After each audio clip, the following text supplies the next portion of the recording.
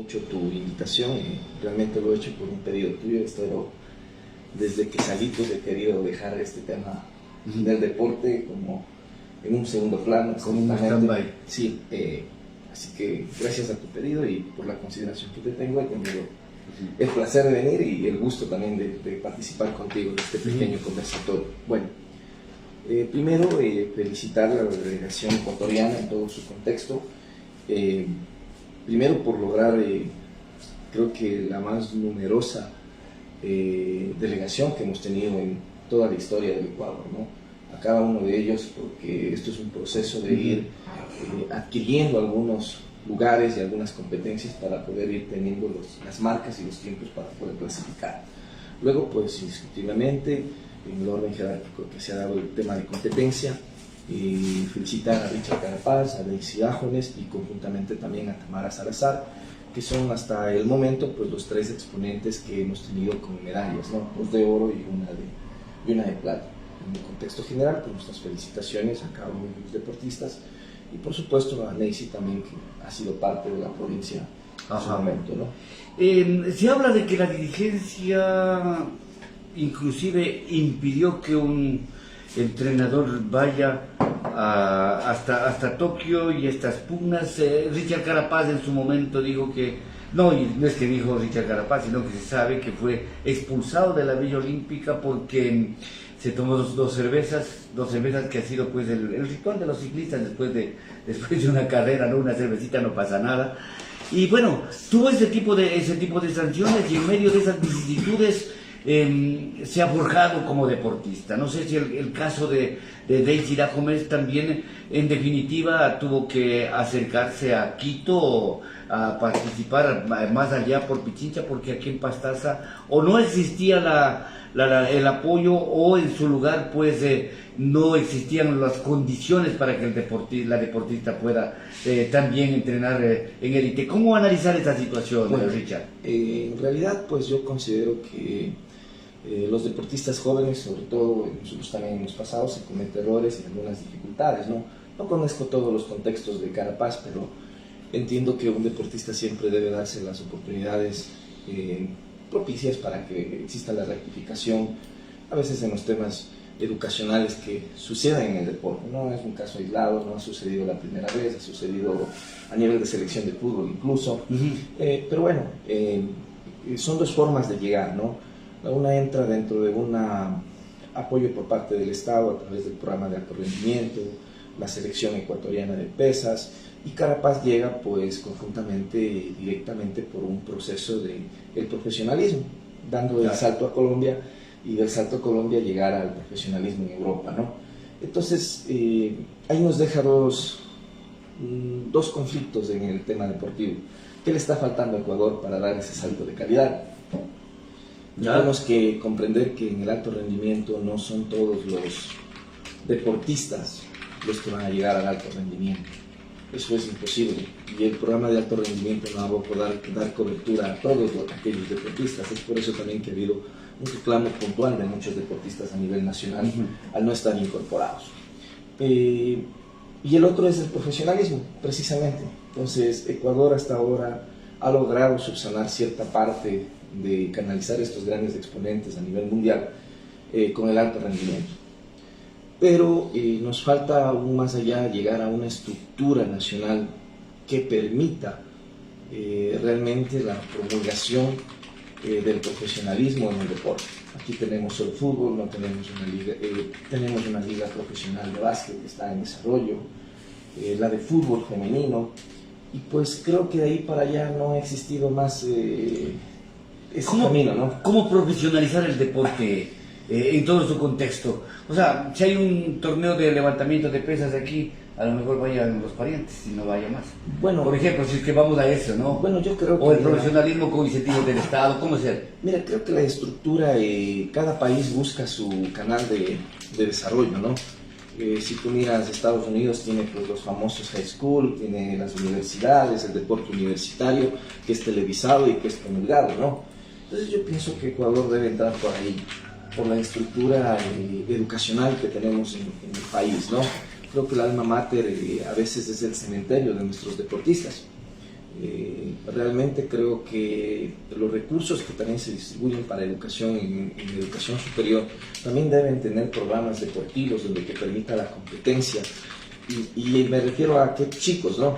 Son a los chicos de 18, 19, 20, 21, 22, 23, 24, hasta 25 años, que más o menos están en el mundo universitario, ¿no? Y que entre este nivel poblacional existe, pues, toda esta cantidad de personas también que practican deporte, pero que a veces por estudio también deciden decir, bueno, hasta aquí llego, ¿no? Entonces creo que esto podría ser una de las soluciones paralelas al alto rendimiento. No todo el mundo va a llegar por el alto rendimiento, eso hay que ser puntual, por más esfuerzos que haga el gobierno, pero estos paliativos o otros métodos... O sea, descubrir talentos, como decíamos, ¿cierto? Sí, sí, sí. Eso de descubrir talentos, ¿cómo el asunto? Bueno, yo te quería referir a que realmente...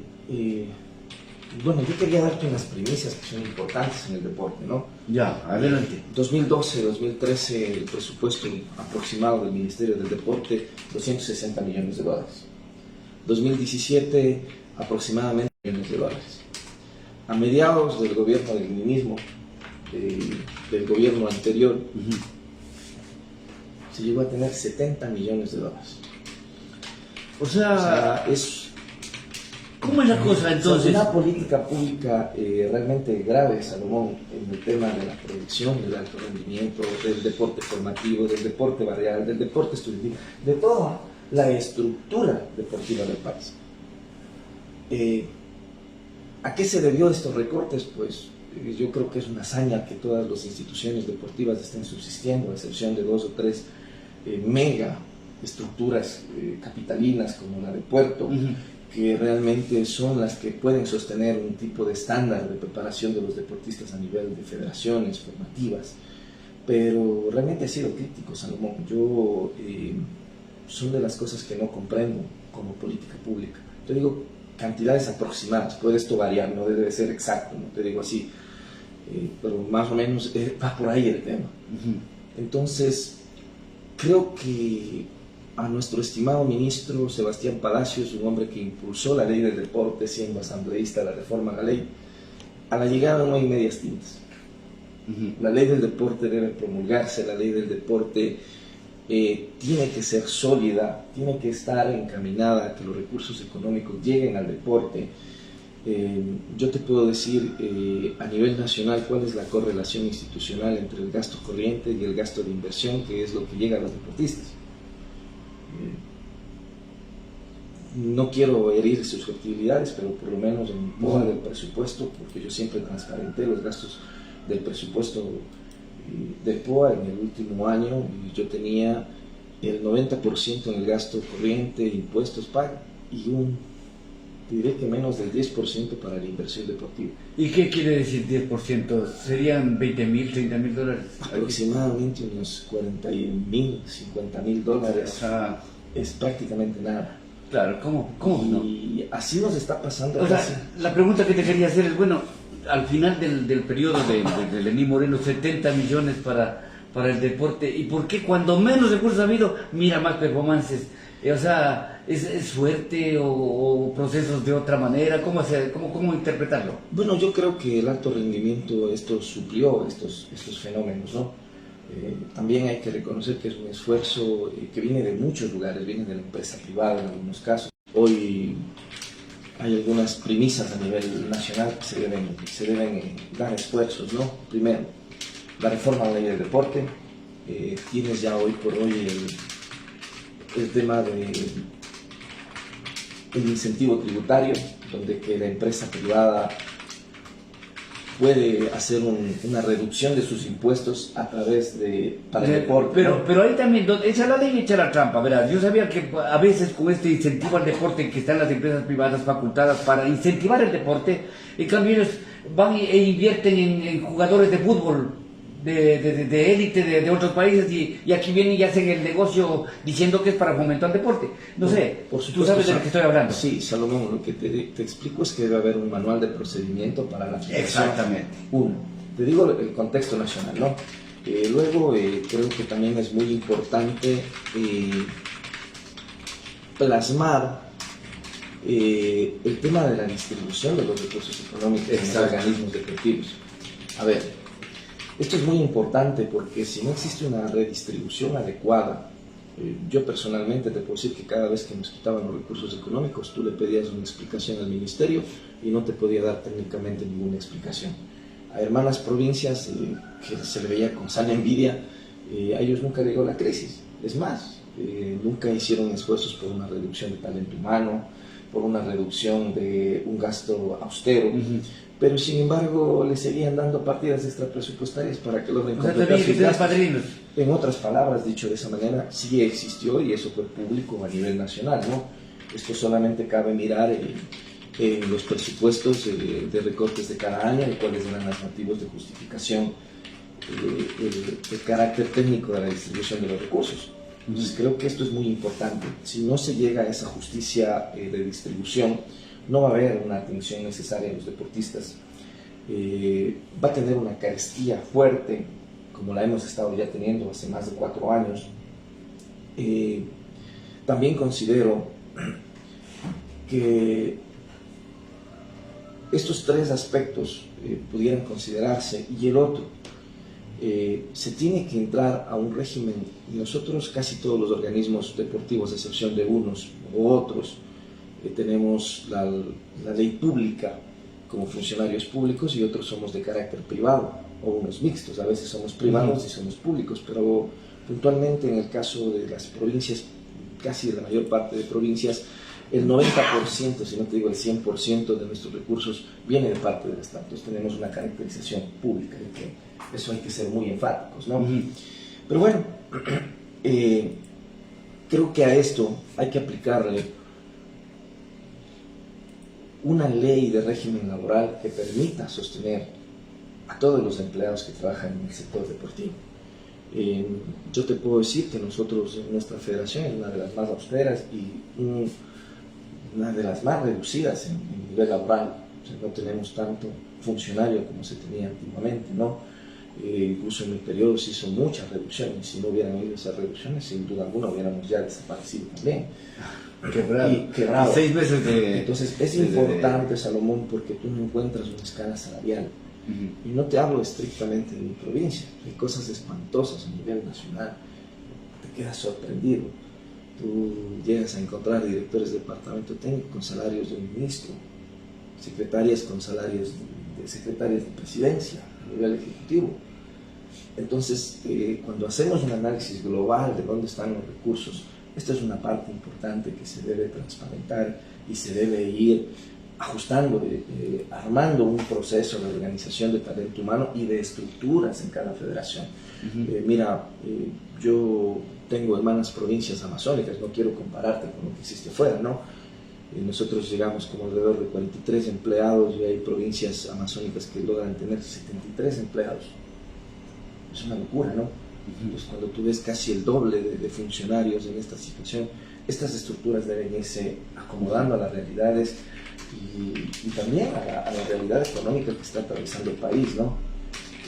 Esto también se pudo haber dado por esa diferencia abismal que tenemos en el nivel de inversión en años pasados y en el nivel de inversión ahora que contempla el deporte a nivel nacional, ¿no?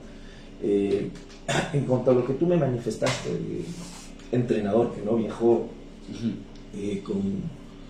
con la deportista ecuatoriana, pues te quiero explicar que esto es más o menos el procedimiento, funciona así. La Federación Ecuatoriana por deportes, o sea, de pesas, de atletismo, de natación, estructura la lista larga. Quiere decir que hay un listado de personas que van a acompañar a la delegación. Ellos deben pasar al Comité Olímpico Ecuatoriano, el Comité Olímpico Ecuatoriano revisa, pues, y se procede, ¿no? Ahora, si tú me dices que lo veo mal, muy mal, porque considero que es un entrenador del Estado, de la confianza de ellos, que a lo mejor no está trabajando en el equipo en ese momento, ¿no? Pero que ha sido una parte importante en la contribución del desarrollo del deportista y de la confianza y de la relación que genera deportista-entrenador, que a veces es en muchos de los casos es muy cercana. Como por ejemplo yo veía como algo importante y de ver la seguridad en sí misma de Daisy, a lo que se le ve, ¿no? Se le ve bien bonita, chévere, guapa la muchacha, con su atuendo propio, con sus características. Voy a ponerme un zapato del uno y otro del otro, es decir, voy a salir caché, voy a salir linda, ¿no? Y eso le da, no sé, Es parte, debe ser ¿no? parte de la seguridad en sí Parte mismo, de la ¿no? confianza que tú tienes como deportista, pero también atrás tuyo. Entonces yo lo veo crítico. Creo que ahí se marca la dificultad política de estas mafias. Yo en eso coincido con Walter Llerena. Siempre tendremos que pelear contra estas mafias del deporte que siguen manejándose en altas ligas. El tema, nosotros somos solamente pajaritos de pequeño vuelo, comparado para la importancia que tiene este tema, ¿no? Entonces yo creo que eso sí, hay una dificultad grave ahí, el sentir mío, por lo menos desde que debió haberlo acompañado. Eso sí, solidaridad absoluta, Walter, en esta puntualización de que aquellas mafias que manejan el deporte siempre tratarán de seguir aplacando o seguir reduciendo a las provincias o a las personas o a los dirigentes, que les hemos dicho 4 cosas desde puntos de vista diferentes, desde particularidades de haber vivido en la, te diría yo, en no tener todas las condiciones de desarrollo como las tienen las provincias grandes.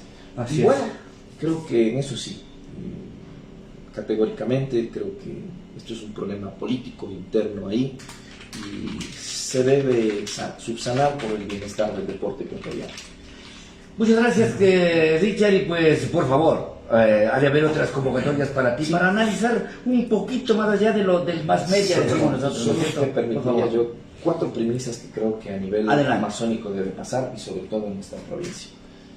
Es muy importante, Salomón, que nuestras autoridades regresen a ver al deporte formativo, a la Federación Deportiva Provincial de Pastaza.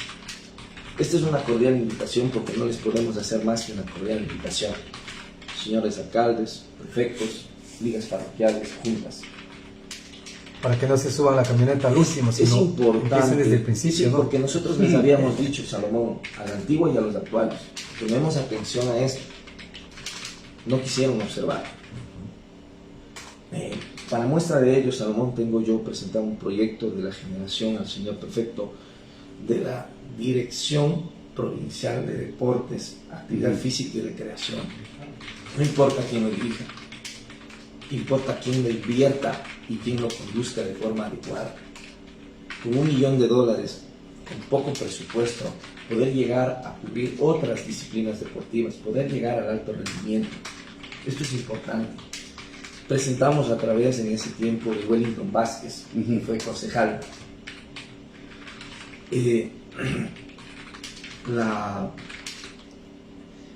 era la ordenanza para el tema del incentivo a nuestros deportistas. Fue negada en sesión de consejo en la feria de la 10 de agosto, hicimos su presentación y se nos negó. Miren cuán importante es este apoyo.